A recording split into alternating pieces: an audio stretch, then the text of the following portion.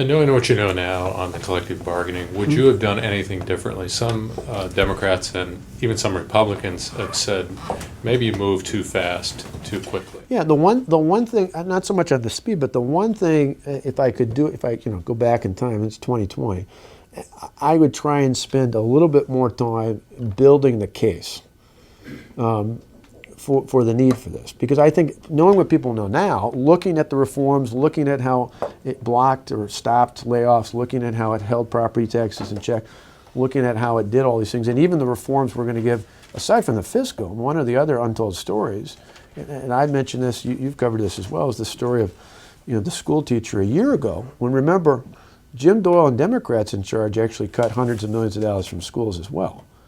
What got a reprieve from that was a burst at the last minute of federal stimulus aid, but it was not because they didn't cut schools. The difference is they didn't give schools any tools to deal with that.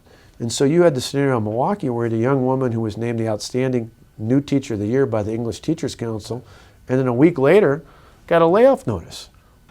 So one of the best teachers comes in early, stays in late, works her tail off, nominated as one of the best in the state, gets laid off. Why? Because in a collective bargaining, last in, first out.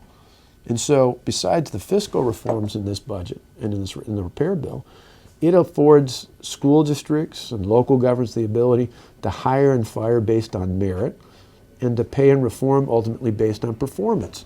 That's done all the time in the private sector. But I think that's one of those where we had not built enough of a case. The one mistake I'll freely lay on the table is I came in with the kind of small business owner mentality. I said, there's a problem here. We got to address it. If we let it linger, it's only going to get bigger, so let's tackle it right away.